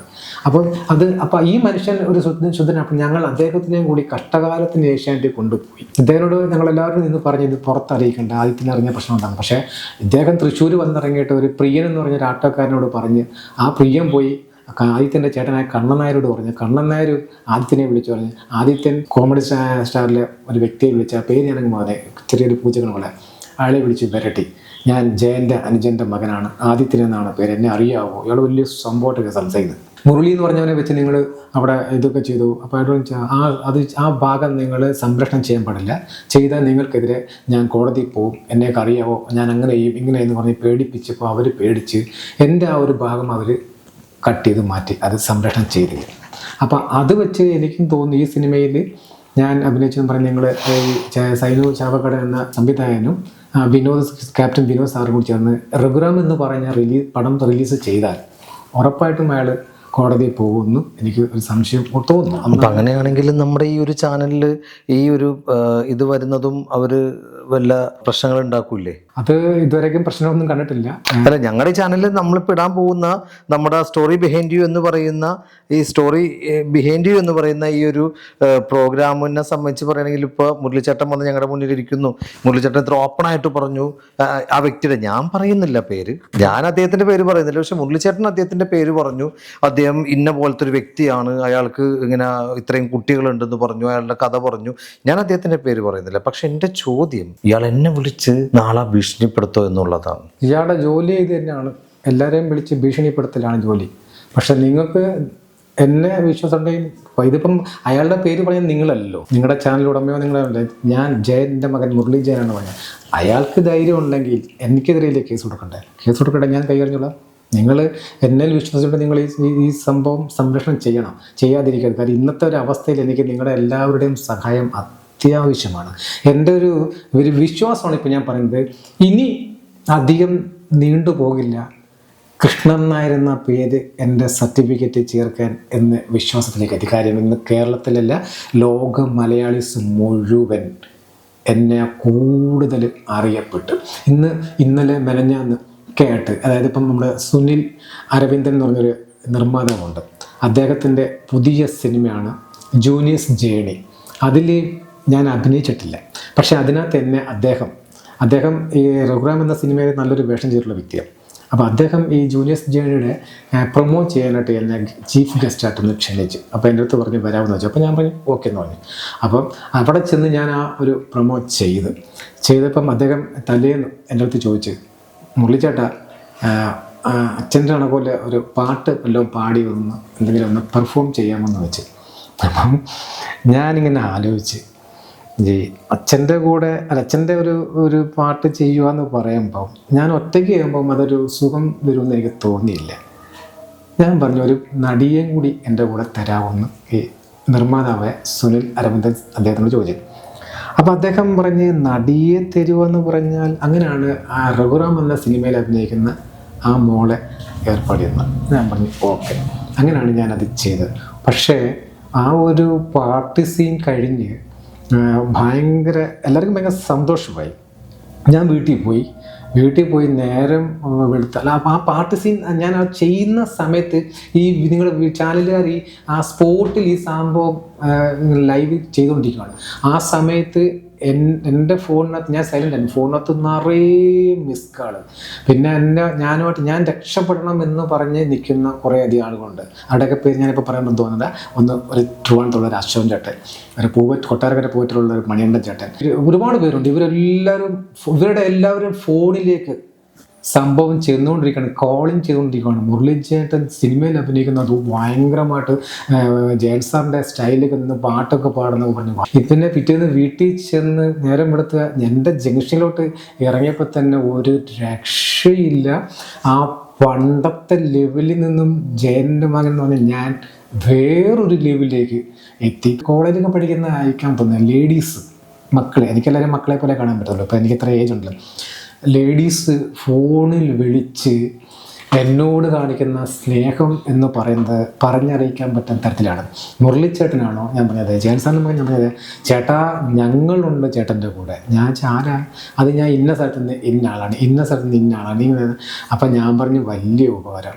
അപ്പോൾ അവർ പറഞ്ഞു ചേട്ടാണ്. ഞാൻ പറഞ്ഞു അല്ല മക്കളെ, ഈ എന്താ ഞാൻ വലിയ ഉപകാരം എന്ന് പറഞ്ഞെന്ന് ചോദിച്ചൂടി.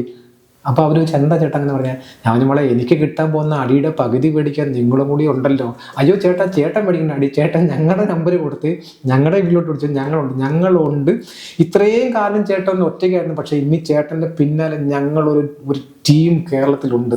ചേട്ടന് വേണ്ടി പ്രാർത്ഥിക്കുന്നുണ്ട്, ചേട്ടന് വേണ്ടി മെഴുകുതിരി എത്തിക്കുന്നുണ്ട്, ചേട്ടന് വേണ്ടി ഈ ക്രിസ്ത്യൻ എന്തുകൊണ്ട് ഒരു എഴുത്തുകൊണ്ട് വചനം എഴുതുന്നുണ്ട്. അങ്ങനെ ഒരുപാട് ലേഡീസ് മക്കൾ നമ്മളെ വിളിച്ചു ഭയങ്കര സ്നേഹമാണ്. അത് ഈ രഘുറാമിൻ്റെയും ഈ ജൂനിയേഴ്സ് ജേണിയുടെയും ഒരു 2 പ്രോഗ്രാം കഴിഞ്ഞതിന് ശേഷം സത്യം ഒരു രക്ഷയില്ല.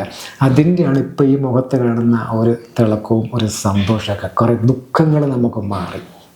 കാര്യം സോഷ്യൽ മീഡിയയിലൂടെ നമ്മളെ ഓരോ പറയുമ്പോൾ നമുക്ക് മാനസികമായിട്ട് ഒരു മനുഷ്യൻ നിലയിൽ എനിക്ക് ദോഷം. പക്ഷേ ഇപ്പോൾ അതെല്ലാം മാറി. ഭയങ്കര സന്തോഷമാണ്. ഇന്ന് തന്നെ ഞാൻ ട്രെയിനിൽ പോകുമ്പോൾ ട്രെയിനകത്തിരിക്കുന്ന ലേഡീസും ജെൻസും ചൂണ്ടിക്കാണി ഇതുകൊണ്ട് ജയൻ്റെ മോൻ ജയൻ സാറിൻ്റെ മോൻ ഭയങ്കര ചൂണ്ടി. അപ്പം ഞാൻ നോക്കി ചിരിക്കുകയൊക്കെ. നമുക്ക് അവരോടൊന്നും ഗമയൊന്നും കാണിക്കുന്നില്ല. നമ്മളെപ്പോഴും ഒരു കലാകാരനല്ലേ എന്തെങ്കിലും ഒരു മനുഷ്യൻ നിലയിൽ അവരോടെല്ലാം കൈകൂപ്പി ഞാൻ നിൽക്കാറുള്ളൂ. ഒരു അഹങ്കാരവും ഗമയും ഞാൻ കാണിക്കില്ല. അപ്പോൾ എല്ലാവർക്കും ഇപ്പം ഒരു രക്ഷയില്ല. ജയൻ്റെ മകൻ ഫുൾ ആൾ ഓവർ വേൾഡിൽ എന്ന് പറയാം, അവിടെ എല്ലാം ഓക്കെയാണ്. അത് ശരിക്കും നല്ല കാര്യമല്ലേ ഇത്. എനിക്ക് ഇപ്പം എൻ്റെ ചാനൽ കയറിയിട്ട് ബ്ലോക്ക് ചെയ്യുമെന്നുള്ള കാര്യമൊന്നും എനിക്ക് അങ്ങനത്തെ ഒരു പേടിയൊന്നുമില്ല. എനിക്കും പേടിയില്ല, രഘുറാമിൻ്റെ ഡയറക്ടറിനും പേടിയില്ല, രഘുറാമിൻ്റെ പ്രൊഡ്യൂസറിനും പേടിയില്ല, ഒരാൾക്കും. കാരണം നമ്മൾ ആരെയും തേജോവധം ചെയ്യാൻ വേണ്ടി ഞാനൊന്നും പറഞ്ഞിട്ടൊന്നുമില്ല.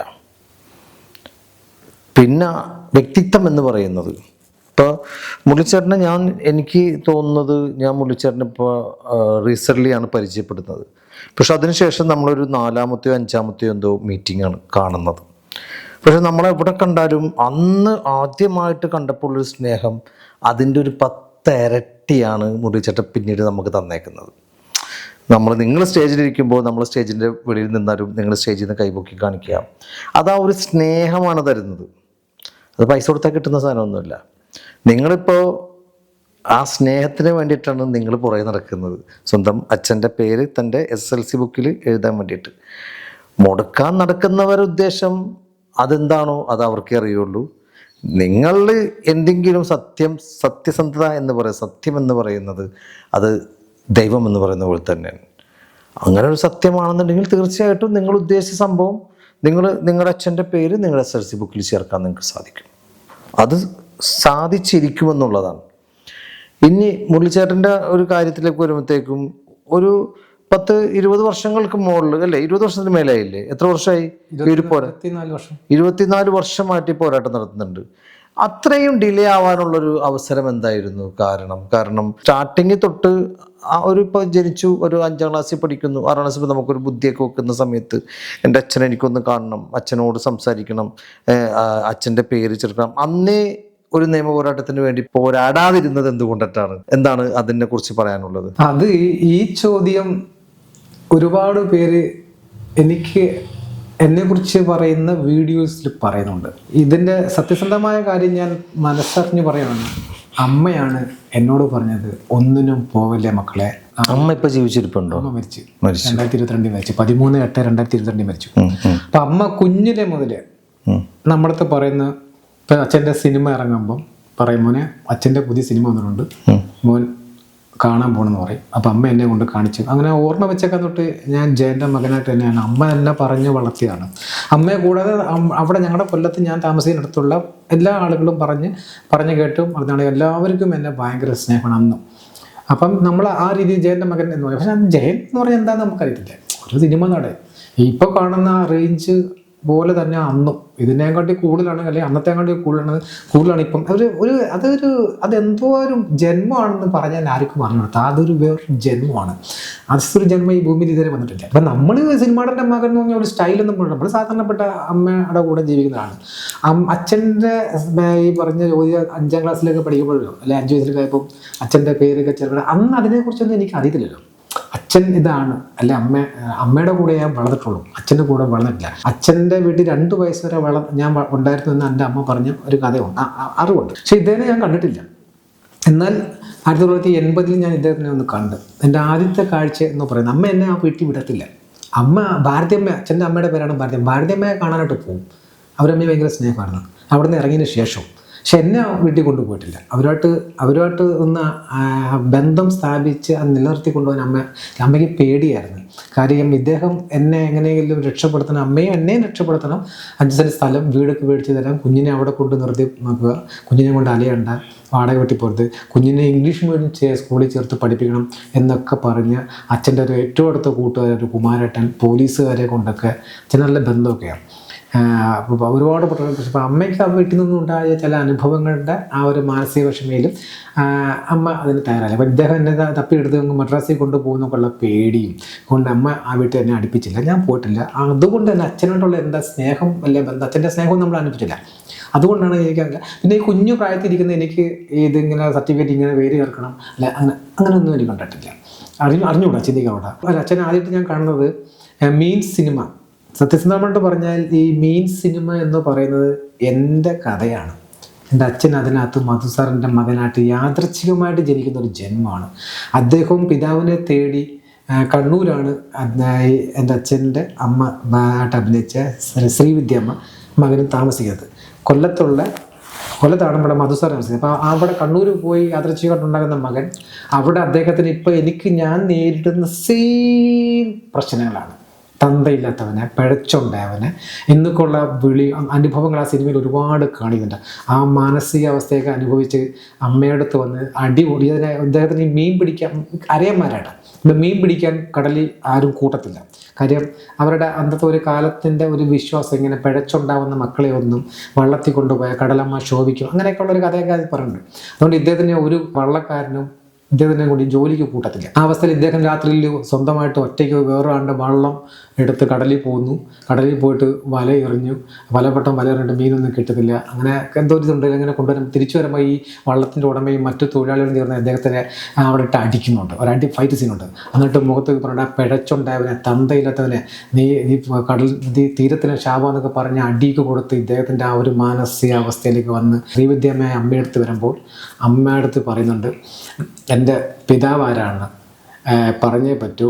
പലരിൽ നിന്നും ആ ചുവാക്കൊരു ഭയങ്കര പലരിൽ നിന്നും ഒരാളുടെ മുഖം ഓർത്ത് പറയാൻ പറ്റുന്നില്ല എന്നുള്ള ചോദ്യങ്ങളൊക്കെ ചോദിക്കുന്നു. അങ്ങനെ അവസാനം ശ്രീവിദ്യമ്മ ആ മകൻ്റെ അച്ഛനെ പറഞ്ഞു കൊടുക്കുന്നത്. അങ്ങനെ അച്ഛനെ തേടി കണ്ണൂരിൽ നിന്നും കൊല്ലത്തേക്ക് വരുന്ന, കൊല്ലം ജില്ലയിലെ നീണ്ടറിലേക്കാണ്. സെയിം എൻ്റെ കഥയാണ്. ഈ സിനിമ സംവിധാനം ചെയ്തത് ഐ വി ശശിധരനാണ്. അദ്ദേഹം ആ സിനിമ ഇവിടെ അല്ല, കൊല്ലത്തല്ല ഷൂട്ട് ചെയ്യുന്നത്, വേറെ എവിടെയോ ഷൂട്ട് ചെയ്യാൻ തീരുമാനിച്ചത്. പക്ഷെ നമ്മുടെ അച്ഛൻ നിർബന്ധിച്ചായിട്ടാണ് കൊല്ലം ജില്ലയിലെ ആ സിനിമ ഷൂട്ട് ചെയ്യണമെന്ന് പറഞ്ഞത്. അങ്ങനെ ഒരു ഷൂട്ടിംഗ് ദിവസത്തിൽ ഞാൻ കൊല്ലം അമ്മിച്ചു വിടുന്ന സ്ഥലമുണ്ട്. അവിടെ ഒരു ബേബി അച്ഛൻ്റെ ഹോട്ടലുണ്ട്. തൊട്ടിപ്പുറത്ത് ഒരു രാജു അച്ഛൻ്റെ ഹോട്ടലുണ്ട്. ഈ ബേബി അച്ഛൻ്റെ ഹോട്ടലിൻ്റെ മുമ്പിൽ ഞാനും അമ്മയും നിൽക്കുവാണ്. ഞാൻ അവിടെ ആ സ്റ്റെപ്പിൽ ഇരുന്ന് കളിക്ക് വന്നു. അപ്പം അച്ഛൻ അവിടെ ഒരു തൊട്ടടുത്ത് തന്നെ ഒരു ഹോട്ടൽ, ഇന്ദ്രപ്രസ്ഥ എന്നൊരു ഹോട്ടലിൽ റൂം എടുത്തിട്ടുണ്ട്. വീട് ഓലയില്ല, 1 കിലോമീറ്റർ പോലും ഇല്ല. പക്ഷെ അദ്ദേഹത്തിന് താമസിക്കാൻ അവിടെയാണ് റൂം എടുത്തിരുന്നത്. അപ്പം അവിടെ ഉള്ളൊരു അംബാസഡർ കാരണത്താണ് ഇദ്ദേഹത്തിനെ കൊണ്ടുപോകാൻ പറയുന്നത്. ഞങ്ങളുടെ ആ സ്റ്റാൻഡിൽ ഒരു കാരണത്താണ് ഇദ്ദേഹം കൊണ്ടുവന്നത്. അപ്പോൾ ഇദ്ദേഹം ഒരു ദിവസം കാറിനകത്ത് ഇങ്ങനെ വരുന്നു, ഷൂട്ടിംഗ് സ്ഥലത്തേക്ക് പോകുന്നത് നീണ്ടര പാത്തോട്ടായിരിക്കാം. അപ്പോൾ അമ്മ ഇദ്ദേഹത്തിനെ കണ്ടു. അപ്പോൾ ആ ജംഗ്ഷനിൽ ഒരു ചെറിയ ട്രാഫിക് ബ്ലോക്ക് വന്നപ്പോൾ ഈ വണ്ടി വന്ന് ഞങ്ങളുടെ മുമ്പിലോട്ട് ഇങ്ങനെ വന്ന്. അപ്പോൾ അമ്മ എൻ്റെ മോനെ നീ തോട്ടാ നിൻ്റെ അച്ഛൻ എന്ന് പറഞ്ഞാൽ അദ്ദേഹത്തിനെ ചൂണ്ടിക്കാണിച്ച്. ഞാൻ ആ സ്റ്റെപ്പിൽ അന്നാണ് സത്യത്തിൽ ഇദ്ദേഹത്തിനെ ഞാൻ ആദ്യമായിട്ട് കണ്ടത്.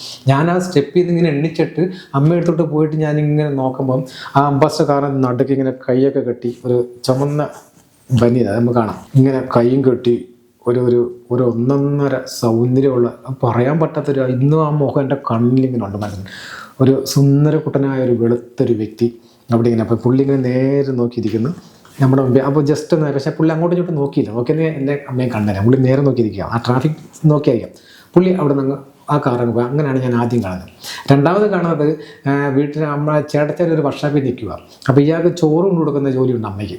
അപ്പോൾ ഞാൻ പോകുകയാണെങ്കിൽ എനിക്ക് പത്തിരി ഇറച്ചി മേടിച്ചിരും. അപ്പോൾ അത് കഴിക്കാൻ വേണ്ടി ഞാൻ അമ്മയുടെ നിന്ന് ചോറും പൊതിയും മേടിച്ചുകൊണ്ട് കൊല്ലം പൂവമ്പഴയുന്ന സ്ഥലമുണ്ട്, മണിയത്തുമുക്ക്, അവിടെ ഞാൻ കൊണ്ടുകൊടുത്ത് അവിടുന്ന് അയാൾ പത്തിരി ഇറച്ചിക്ക് മേടിച്ചെന്ന് അന്ന് അമ്മയ്ക്ക് കൊടുക്കാനുള്ള ഒരു 5 രൂപ കണ്ടെന്ന് വന്നത്.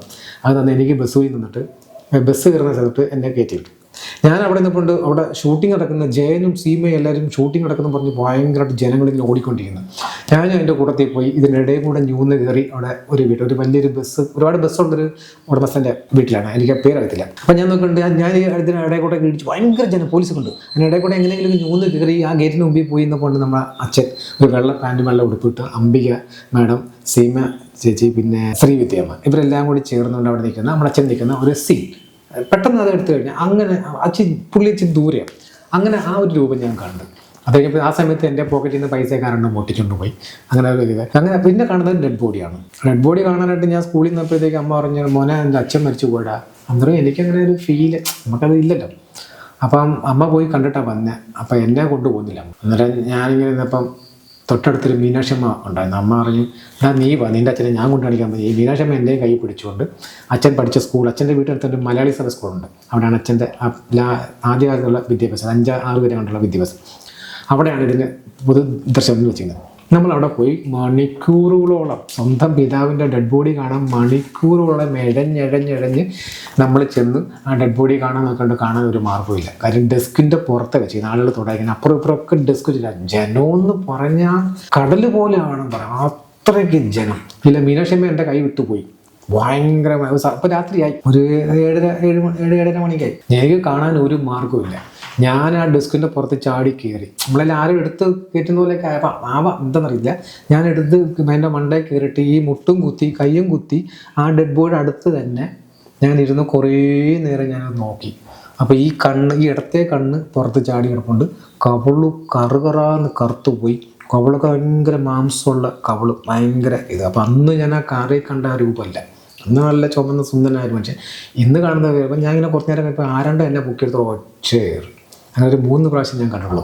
പിന്നീട് എൻ്റെ സ്കൂൾ സർട്ടിഫിക്കറ്റ് ഈ പേര് ചേർക്കണമെന്ന് പറയുമ്പോൾ അതൊക്കെ കഴിഞ്ഞ് നമ്മുടെ കൂട്ടുകാരന്മാരൊക്കെ നമ്മുടെ അടുത്ത് ഇങ്ങനെ പറയുമ്പോൾ നമ്മൾ ഈ പേര് രാമകൃഷ്ണനാചാരി അത് നമ്മുടെ അച്ഛനല്ല.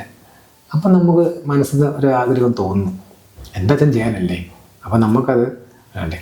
അപ്പം അത് പൂർണ്ണമായിട്ടും ഉറപ്പിക്കാനുള്ളൊരു കാരണം, അത് പേര് ചേർക്കണമെന്ന് വാശി ഉണ്ടാവാനുള്ളൊരു വലിയൊരു അനുഭവം പറയാം. 2001 ജയൻ തരംഗം കേരളത്തിൽ പൊട്ടിപ്പുറപ്പെട്ടു. ജയൻ പുനർജനിച്ചു. മുഴുവൻ മിമിക്രി കലാകാരന്മാരുമാണ് മാത്രമാണ് ഈ ജയൻ എന്ന് പറഞ്ഞ വ്യക്തിയെ രണ്ടാമത് കേരളത്തിലേക്ക് ജനിപ്പിച്ചത്. TV തുറന്ന, റേഡിയോ തുറന്ന, പത്രം, മാസിക എല്ലാത്തിലും ജയനില്ലാത്ത ഒരു ദിവസമില്ല. നേരം വെളുത്ത അദ്ദേഹത്തിനെ കുറിച്ചുള്ള നല്ല ഇതിലും. അന്നേരം ഞാൻ കൊല്ലം കോടതിയിൽ ഒരു ജഡ്ജിയുടെ ഡ്രൈവറായിട്ട് ജോലി ചെയ്യുക. രാവിലെയും ആയിട്ടുള്ള കോണ്ടാക്റ്റിനും മാത്രമുണ്ട്. അച്ഛൻ്റെ അമ്മയായിട്ടുള്ളൊരു കേസ് കൊല്ലം കോടതിയിലും കൊല്ലം വെസ്റ്റ് പോലീസ് സ്റ്റേഷനിലും ഒന്ന് അമ്മ പറഞ്ഞിട്ടുണ്ട്. ഞാൻ കോടതിയിൽ ഈ കേസിൻ്റെ പകർപ്പ് എടുക്കാൻ പറ്റുമോ, എടുത്തൊന്ന് വെച്ചേക്കാം എന്ന് ഞാൻ തോന്നി. അത് വേറൊന്നുമല്ല, എടുത്ത് വെക്കണം. അങ്ങനെ അമ്മയുടെ ഞാൻ ചോദിച്ചു ഏത് കോടതിയിലാണ്. അപ്പോൾ അമ്മ പറഞ്ഞു എന്നൊരു കോടതിയുണ്ട്. അപ്പോൾ ആ അമ്മ പറഞ്ഞ കോടതിയെ ഞാൻ ചെന്നപ്പോൾ CJMൻ്റെ കോടതി. അവിടെ ഒരു മജിസ്ട്രേറ്റ് ഉണ്ട്, വെറും സാധുവായ ഒരു മജിസ്ട്രേറ്റ്, ഭയങ്കര സ്നേഹം. നമ്മുടെ ഡ്രൈവറാണെന്നുള്ള ഇതൊന്നുമില്ല. അപ്പോൾ അദ്ദേഹത്തിൻ്റെ കോടതിയിൽ സ്റ്റാഫുകൾക്ക് എന്നെ വലിയ ഇഷ്ടം. കാര്യം 2nd ക്ലാസ് ജഡ്ജിയുടെ ഡ്രൈവർ എന്ന നിലയിൽ ഒരു സ്നേഹമുണ്ട്. അപ്പം അത് പ്രകാരം ഞാൻ അവിടെ ചെന്നപ്പോൾ അവിടെ എൻ്റെ ഒരു കൂട്ടുകാരൻ വന്നു. ഈ കൂട്ടുകാരൻ എനിക്ക് ഇന്നലെ പണ്ട് ജിമ്മിലേക്ക് വന്നു, ഇന്നലെ ചെറിയ പ്രശ്നമുണ്ട്, നീ പുറത്ത് പറയല്ലേ, അതീവ രഹസ്യമായിട്ട് നീ സഹായിക്കണം. എന്താണെന്ന് വെച്ചാൽ നമ്മുടെ ഇന്നലെ ജയൻ എൻ്റെ അച്ഛനാണ്, ഞാൻ ജയൻ്റെ മകനാണ്. അമ്മയും അച്ഛനായിട്ടുള്ളൊരു കേസ് ഇന്ന വർഷത്തിൽ ഇവിടെ നടന്നിട്ടുണ്ട്. അപ്പോൾ നിനക്ക് അതിൻ്റെ ഒരു കോപ്പി എടുത്തരാൻ വല്ല ഓർമ്മ. ഞാൻ പറഞ്ഞ ആളെ ഞാൻ എടുത്തു തരാം പക്ഷേ എന്ന് പറഞ്ഞിട്ട് ഞാൻ പോയിരുന്നു. അവൻ പോയി മാതൃഭൂമിയിൽ അനിൽ എന്ന് പറഞ്ഞൊരു റിപ്പോർട്ടറുണ്ട്, അദ്ദേഹത്തിനോട് ഈ കാര്യം പറയും. അദ്ദേഹം വന്ന് എൻ്റെ വാർത്ത എടുക്കുകയും അമ്മയുടെ അടുത്ത് ചോദിക്കുക, അങ്ങനെ പത്രത്തിൽ പ്രസിദ്ധപ്പെടുത്തി ജയൻ എൻ്റെ അച്ഛൻ മുരളി കോടതിയിലേക്ക്. അന്നേരം ഇതുപോലെ ജനം കുറേ എണ്ണം എടുത്തിട്ട് ഭയങ്കര പ്രശ്നമായി. അന്ന് സോഷ്യൽ മീഡിയ ഒന്നും സംഭവമില്ല. അപ്പോൾ നമുക്ക് കുറേ മാനസിക പ്രശ്നമായി, പലതും പറഞ്ഞു. അപ്പോൾ ഭയങ്കര എൻ്റെ ഒരു പ്രായം വെച്ച് ഭയങ്കര മാനസികമായിട്ട് ഭയങ്കര വിഷമായപ്പം ഞാൻ അമ്മയുടെ അടുത്ത് നിന്ന് ചൂടായി. ഞാൻ പറയുന്നത്, നിങ്ങളെന്ത് ഈ പറയുന്നത്, ഈ ജയൻ തന്നെയാണ് എൻ്റെ അച്ഛൻ, നിങ്ങൾ ചുമ്മാ ഈ ആവശ്യമില്ലാതെ പറഞ്ഞ് എനിക്ക് റോട്ടിലൂടെ ഇറങ്ങി നടക്കാൻ വയ്യ. അന്നത്തെ പ്രശ്നം അതാണ് ഭയങ്കര. പക്ഷെ അന്നേരം ഈ അച്ഛൻ വീട്ടുകാർ ശബ്ദിക്കുന്നില്ല, അതാണ് ഏറ്റവും ഇല്ല, അത് നമ്മൾ ചിന്തിക്കുന്നില്ല. അച്ഛൻ വീട്ടുകാർ ചലിക്കുന്നില്ല ഈ വിഷയത്തിൽ, ഒരക്ഷരം എങ്ങും പോയി മറുപടി കൊടുക്കുന്നില്ല. പലരും ചെല്ലുന്നുണ്ട്, പത്രക്കാരിൽ നിന്നൊന്നും ഒരു മറുപടി കൊടുക്കുന്നില്ല. അത് നമുക്ക് അറിയാനും ചിന്തിക്കുന്നില്ല. ഞാനിങ്ങനെ അമ്മയുടെ അടുത്ത് ചൂടായിട്ട് ഭയങ്കര ഞാൻ ചൂടായി. കാര്യം നമ്മൾ ഇറങ്ങുമ്പോൾ അമ്മ ഇച്ചിരി ചീത്തയൊക്കെ പറയും. അമ്മ ഇറങ്ങി പാൻറ് ഉടുപ്പിടാ മറ്റേ മോയെന്നും പറഞ്ഞിട്ടുണ്ട്. ഞാൻ പറഞ്ഞത് നീ പാൻറ് ഉടുപ്പിടാന്ന് പറഞ്ഞു. അപ്പം ഞാൻ പാൻറ് ഉടുപ്പിട്ടു. അവിടെ തന്നെ എന്നെ അമ്മയും ഒരുങ്ങി കെട്ടി എന്നെയും കയറ്റിക്കൊണ്ട് പ്രൈവറ്റ് ബസ്സിൽ കയറി കൊല്ലം SM കോളേജിൻ്റെ അവിടെ ഇറങ്ങി. അവിടെ നിന്ന് നേരെ ഒരു കടപ്പുറത്തോട്ട് വെച്ച് നടന്നു. അവിടെ ബസ്സില്ല, നടന്ന് ഒരു ഓലപ്പുരമായിട്ട് ഒരു വീട്ടിൽ മുമ്പിൽ ചെന്ന് അമ്മ വിളിച്ചു, കുമാരേട്ടാന്ന് വിളിച്ചു. ഈ കുമാരേട്ടൻ എന്ന് പറയുന്നത് എൻ്റെ അച്ഛൻ്റെ ഏറ്റവും അടുത്ത ഇൻറ്റിമേറ്റ് ഫ്രണ്ടാണ്. അപ്പോൾ കുമാരേട്ടനെ വിളിച്ചു പറഞ്ഞാൽ ഞാൻ നോക്കിക്കൊണ്ട് കഥവ് തുറന്നു. അതപ്പോൾ കുമാരേട്ടൻ്റെ മകനാണ്. അപ്പം ഈ പുള്ളിക്കാരിങ്ങനെ വരുന്നത് ഭയങ്കര സൗന്ദര്യമുള്ളൊരു നല്ല പ്രായം ഒരു മനുഷ്യൻ. അപ്പം എന്താ തങ്കമ്മ എന്ന് ആദ്യം ചോദിക്കുന്നത്. അപ്പം അമ്മ പറഞ്ഞ്, കുമാരേട്ട കാര്യങ്ങൾ അറിഞ്ഞോ? അപ്പോൾ അയാൾ പറഞ്ഞ്, എന്തിനാ തങ്കമ്മ ഇപ്പം ഇങ്ങനെയൊക്കെ വാർത്ത ഉണ്ടാക്കുന്നത്? തങ്കമ്മയോട് ഞങ്ങളെല്ലാവരും പറഞ്ഞല്ലേ അന്ന് അവിടെ അടങ്ങി നില്ലേ, സ്ഥലം മേടിച്ചാലും. അമ്മ പറഞ്ഞ, അന്നാ എനിക്ക് പണ്ടേ ഒന്നും വേണ്ട, എനിക്ക് ആവശ്യമില്ല. പക്ഷേ ഈ നിൽക്കുന്നതാണ് അണ്ണാ എനിക്ക് കളഞ്ഞു കിട്ടിയ മോൻ. അണ്ണൻ ഇവനോട് ഒരു കാര്യത്തിന് ഞാൻ ചോദിക്കുന്ന ചോദ്യത്തിന് മറുപടി പറയാം, വേറെ ഒന്നും വേണ്ട. അണ്ണൻ ഒരു വകയും പറയണ്ട, ഞാൻ ചോദിക്കുന്ന ചോദ്യത്തിന് മറുപടി പറയാം. ഇവനിപ്പോൾ പ്രശ്നമായിട്ട് നിൽക്കുകയാണ്, ഇവൻ എൻ്റെ അടുത്ത് ചൂടാവുന്ന എന്നെ വഴക്ക് വേണ്ട, എന്താ മോനെന്ന് ചോദിച്ചു. അപ്പോൾ അമ്മ ചോദിച്ചാൽ അണ്ണാ ഇവൻ്റെ അച്ഛൻ ആരാന്ന് പറയാൻ പറഞ്ഞു. അപ്പോൾ കുമാരട്ടൻ പറഞ്ഞ് ബേബി മോനെ. എന്താ മോനെ പ്രശ്നം? ഞാൻ പറഞ്ഞ് ബേബി ജയനാണ്, കൃഷ്ണൻ നായരാണ് നിൻ്റെ അച്ഛൻ, അതൊക്കെ നിൻ്റെ അമ്മയുടെ കുഴപ്പമാണ്. മോൻ ജയൻ്റെ മകൻ തന്നെയാണ്. സമൂഹത്തിൽ മോൻ എന്തോ പറയുന്നോ അതൊന്നും നോക്കണ്ട, മോൻ്റെ ഇതിൽ പഠിക്കുക, രക്ഷപ്പെടുക എന്നൊക്കെ പറഞ്ഞു പോയി. അവിടെ മുതലാണ് എനിക്ക് തോന്നുന്നത് സ്കൂൾ സർട്ടിഫിക്കറ്റിൽ എൻ്റെ അച്ഛൻ്റെ പേര് ചേർക്കണം എന്നൊരു ചെറിയ മോഹം.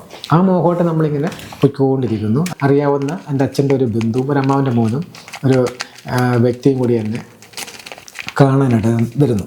അവർ വന്ന് പറഞ്ഞ പ്രകാരം എന്നെ ഒരു മണികണ്ഠൻ ചേട്ടൻ പൂവറ്റുള്ള പുള്ളിക്കാരൻ വന്ന് കാണുന്നു. അവർക്ക് വിശ്വാസമാവുന്നു. ഈ മണികണ്ഠൻ ചേട്ടൻ എന്നെ KPSC കൊണ്ട് നാടകം അഭിനയ രംഗത്ത് ഇറങ്ങണം, അഭിനയിക്കണം മുരളി എന്ന് പറഞ്ഞു. മണികണ്ഠൻ ചേട്ടൻ കൊണ്ട് എന്നെ കൊല്ലം നമ്മുടെ നാടക കമ്പനിയായ KPSC കൊണ്ട് ചേർക്കുന്നു. KPSCയിൽ ഒരു നാടകം കളിക്കാനൊരു അവസരം തരുന്നു. ഇന്ദുപ്പൊപ്പൊക്കെ ആനയുണ്ടായിരുന്നു, വൈക്കം മുഹമ്മദ് ബഷീറിൻ്റെ. ആ നാടകത്തിൽ ബഷീർ സാറിൻ്റെ വേഷം എനിക്ക് തന്നു. മനോജ് നാരായണ സാറാണ് അതിൻ്റെ ഡയറക്ടർ. പിന്നെ ഒരു പ്രദീപുണ്ട്, വൈശാൻ ചേട്ടനുണ്ട്. ഇവരെല്ലാം എന്നോട് ഭയങ്കര സ്നേഹം കാണിക്കും. അവർ ഇതിൻ്റെ കാര്യങ്ങളൊക്കെ പറഞ്ഞ് തന്ന് ഒരു മാസം ട്രെയിനിങ്ങിലൂടെ ഞാൻ ആ നാടകം കളിച്ചു. അത് ഭയങ്കര ഹിറ്റായിരുന്നു. 7 അവാർഡ് മേടിച്ച് 253 സ്റ്റേജ് കളിച്ച നാടകം, ഭയങ്കര ഹിറ്റ് നാടകം. ആ നാടകത്തിൽ അഭിനയിക്കുമ്പോൾ വടക്കോട്ടൊക്കെ പോകുമ്പോൾ ജയൻ്റെ മകനാണെന്ന് പറഞ്ഞ് എന്നെ സ്റ്റേജിൽ പരിചയപ്പെടുത്തുന്നു. ജനം ഇടിച്ചവരുമാണ് ജയൻ്റെ മകനെ കാണാൻ ഭയങ്കര 1 മണിക്കൂർ 2 മണിക്കൂറൊക്കെ എൻ്റെ ഫോട്ടോ എടുക്കുന്നത്. അങ്ങനെയാണ് ഞാൻ പിന്നെ ഈ കലാരംഗത്തോട്ട് വരുന്നത്. ഈ സമയത്ത് നമ്മുടെ അച്ഛൻ്റെ വീട്ടിൽ വന്ന് ഈ വയസ്സാം കാലത്ത് കുറേ ജോലിയില്ലേ, നാടകത്തിൽ ഇറങ്ങുന്നു, ഇതൊക്കെ നമ്മൾ അന്നേരം മുതലേ നമ്മളിങ്ങനെ പിടിച്ച് ഉപദ്രവിക്കുന്നത്. പക്ഷേ ഇവരാരും രംഗത്ത് വരുത്തില്ല. എല്ലാം ഓരോരോ ആളുകളെ വെച്ചാണ് എനിക്കെതിരെ ശക്തമായിട്ട് യുദ്ധം ചെയ്യുന്നത്. മുളിച്ചേട്ടാ, സത്യം പറഞ്ഞാൽ നിങ്ങളുടെ ഈ കഥകൾ കേൾക്കുമ്പോൾ ഒരു മനസ്സാക്ഷിയുള്ള വ്യക്തിയാണെങ്കിൽ നമ്മൾ ആഗ്രഹിക്കുന്നത് നിങ്ങൾ എന്താണോ നിങ്ങളുടെ മനസ്സിൽ ഉദ്ദേശിച്ചേക്കുന്നത് അത് പെട്ടെന്ന് യാഥാർത്ഥ്യമാകട്ടെ എന്നുള്ളതാണ്. കാരണം കേൾക്കുമ്പോൾ ഉള്ള ഒരു മാനസികാവസ്ഥ ആയിരിക്കില്ലല്ലോ നിങ്ങൾ പറയുമ്പോൾ നിങ്ങൾ അനുഭവിക്കുന്ന മാനസികാവസ്ഥ എന്ന് പറയുന്നത്. രണ്ട് കാര്യങ്ങളാണ്. എനിക്ക് ഈ ഒരു സന്ദർഭത്തിൽ എനിക്ക് മുളിച്ചേട്ടനടുത്ത് ചോദിക്കാനുള്ള വേറൊരു കാര്യം എന്താണെന്ന് വെച്ചാൽ, ഇപ്പം മുളിച്ചേട്ടൻ കല്യാണം കഴിഞ്ഞു അല്ലേ? മുളിച്ചേട്ടൻ കല്യാണം കഴിഞ്ഞു. ഇപ്പം നിങ്ങൾ താമസിക്കുന്ന അവിടെയാണ് നിങ്ങളുടെ വീട്ടിലുള്ള സപ്പോർട്ട് ചേച്ചിയുടെ കയ്യിൽ നിന്നും കുട്ടികളുടെ കയ്യിൽ നിന്നും അത് എന്താണ്? എനിക്ക് അതിനെക്കുറിച്ച് നിങ്ങൾക്ക് ബുദ്ധിമുട്ടാണെങ്കിൽ പറയണ്ട, ഞാൻ ചോദിക്കുന്നതേ ഉള്ളൂ. കാരണം ഞാൻ ഇന്നിപ്പോൾ ഈ പറഞ്ഞ പോലെ നമ്മുടെ ഒരു മാമിൻ്റെ അടുത്ത് ചോദിച്ച പോലെ തന്നെ എനിക്ക് ഫാമിലിയുടെ കാര്യം നമ്മൾ ചോദിക്കാറില്ല. പിന്നെ ചിലപ്പോൾ ചിലർ ഇങ്ങോട്ട് പറയും. ഇപ്പോൾ മുരളിച്ചേട്ടനും പറഞ്ഞു ഇങ്ങോട്ട് ഫാമിലിയുടെ കാര്യം പറഞ്ഞു, അതുകൊണ്ടാണ് ഞാൻ ചോദിക്കുന്നത്.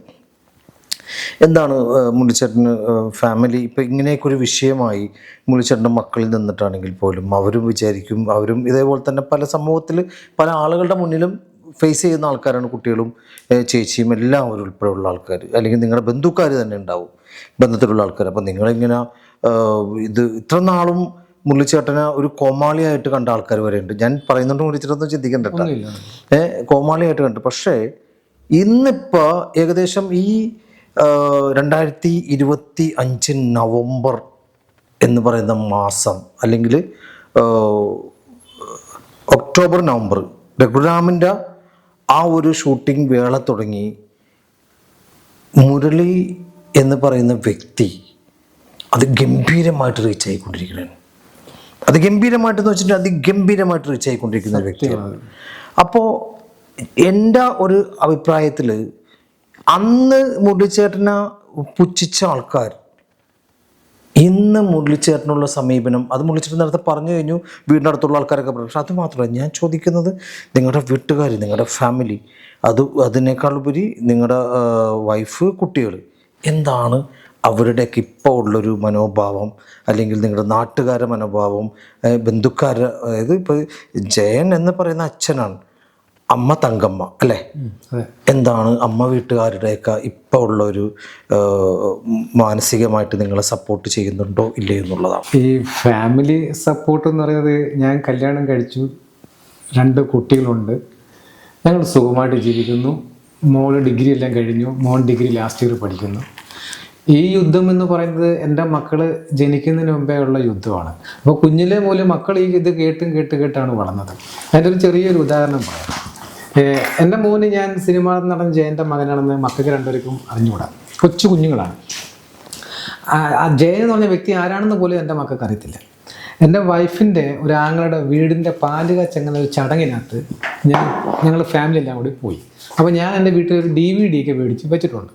അപ്പോൾ ഞാൻ അവിടെ പോയിട്ട് തിരിച്ച് ഞങ്ങളുടെ വീട്ടിലേക്ക് വരുന്ന വഴിക്ക് കൊല്ലം കുണ്ടറ എന്ന് പറഞ്ഞൊരു സ്ഥലമുണ്ട്. ഈ കുണ്ടറ സ്ഥലത്ത് വന്ന് ബസ് ഞങ്ങളുടെ ഭാഗത്തോട്ടുള്ള ബസ് കയറാനായിട്ട് നിന്നപ്പം ഞാൻ നിൽക്കുന്നതിൻ്റെ തൊട്ടടുത്ത് തന്നെ CD കച്ചവടം ചെയ്യുന്നുണ്ട്. അപ്പോൾ ഞാൻ നോക്കിയിട്ട് നമ്മുടെ അച്ഛൻ്റെ ശരപഞ്ചരം സിനിമയിലെയും തടവറയിലേക്ക് CD കിടക്കുന്നു. അപ്പോൾ ഞാൻ പൈസ കൊടുത്ത് അത് വാങ്ങിച്ച് ഞങ്ങളുടെ വീട്ടിൽ കൊണ്ടുവന്നു. പിറ്റേന്ന് അപ്പോൾ രാത്രിയായി, പിള്ളേർ ആഹാരം കഴിച്ച് കിടന്ന് തുടങ്ങി. പിറ്റേന്ന് ഞാൻ ജോലിക്ക് പോയിട്ട് വന്നിട്ട് ഞാൻ മക്കളെ വിളിച്ചു, നമ്മുടെ വാടേ സൂപ്പർ സിനിമ ഇട്ട് തരാമെന്ന് പറഞ്ഞിട്ട് ഞാൻ എന്നിട്ട് നമ്മുടെ മക്കൾക്ക് ഇത് ജയന ആരാന്നൊന്നും അറിയത്തില്ല. മോനൊക്കെ കുഞ്ഞു മക്കളാണ്, കൊച്ചു മക്കളാണ്, ഇച്ചിരി ഉള്ളത്. അപ്പം അച്ഛൻ്റെ ശരപഞ്ചരം സിനിമ ഞാൻ അങ്ങോട്ട് TV-യിലോട്ട് ഇട്ട് കൊടുത്ത്. എന്നിട്ട് ഞാൻ അങ്ങോട്ട് മാറിയിരിക്കുക. അപ്പോൾ ശരപഞ്ചരം സിനിമയൊക്കെ തുടങ്ങി നമ്മുടെ അച്ഛൻ്റെ എൻട്രി ഭാഗമായി. അദ്ദേഹം ആ ശ്രീരാമയുടെ വീട്ടിലേക്ക് ജോലി തേടി, കുതിരക്കാനായിട്ട് ജോലി തേടി വരുന്ന ആ ഒരു സീൻ. അപ്പം ഇദ്ദേഹം ഇങ്ങനെ നടന്നു വരുന്നു. എൻ്റെ മോൻ ചാടി എന്നിട്ട് അച്ഛാ അതുകൊണ്ട് അച്ഛനെ പോലെ ഒരാൾ ഈ സിനിമയിലുണ്ടല്ലോ വെച്ചാൽ ഇത് അച്ഛനാണോ? ഞാൻ പറഞ്ഞ ഞാനല്ല. പിന്നെ നമ്മുടെ അത് എൻ്റെ അച്ഛനാ. അച്ഛൻ്റെ അച്ഛൻ സിനിമ നടനാണോ? നമ്മുടെ എൻ്റെ അച്ഛനാണ് അത് ജയൻ എന്ന പേര്, നിൻ്റെ അപ്പൂപ്പനാണെന്ന് പറഞ്ഞു. അപ്പോൾ ഇവൻ അച്ഛൻ്റെ അച്ഛൻ സിനിമാടനാണെന്നോ? അച്ഛൻ സിനിമാടനെ പോലെ നമ്മുടെ സിനിമാടൻ പോലെ നീ സിനിമാടൻ ജയൻ്റെ ചെറുമാനടാ എന്ന് പറഞ്ഞ് മകൾ പറഞ്ഞു. അപ്പോൾ അതെല്ലാം കണ്ട് കഴിഞ്ഞു. അപ്പോൾ എനിക്കിങ്ങനെ ചെറിയ ചിരിയൊക്കെ വരുന്നുണ്ട്. വൈഫൊക്കെ അവിടെ നിന്ന് ചിരിക്കുന്നു. കുറേ കഴിഞ്ഞ് വൈഫിനറിയാം, അവർക്ക് അറിയാലോ, അവർക്ക് അറിഞ്ഞിട്ടാണ് കിട്ടുന്നത്. കുറേ കഴിഞ്ഞപ്പം കുതിരയ്ക്ക് എണ്ണ ഇടുന്ന ഒരു ഭാഗം വന്നു. ഇയാളിങ്ങനെ വളരെ ക്ഷമയോടെ കണ്ടുകൊണ്ടിരിക്കുക, മോളുമുണ്ട്, വൈഫ് കണ്ടുകൊണ്ടിരിക്കുക.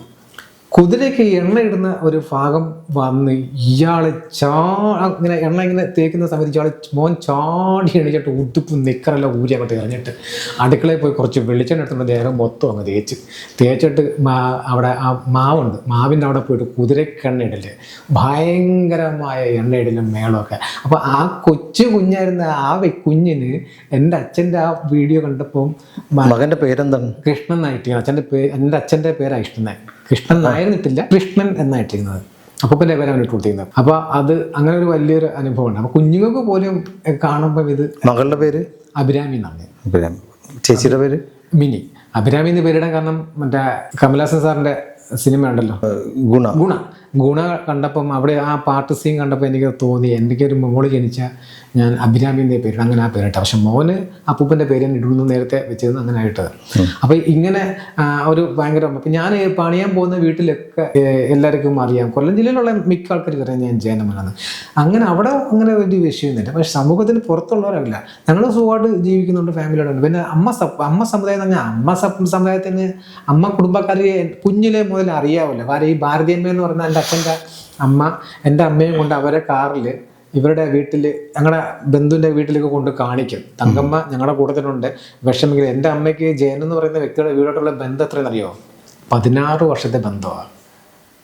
8 വർഷം അമ്മ വന്നും ജോലിക്ക് പോവും, അവിടെ ചെല്ലും, അവർക്ക് വേണ്ടുന്ന സഹായങ്ങളൊക്കെ ചെയ്തു കൊടുക്കും, സാമ്പത്തികമായ സഹായങ്ങളൊക്കെ ചെയ്തു കൊടുക്കും, അവിടെ നിന്ന് വിടും.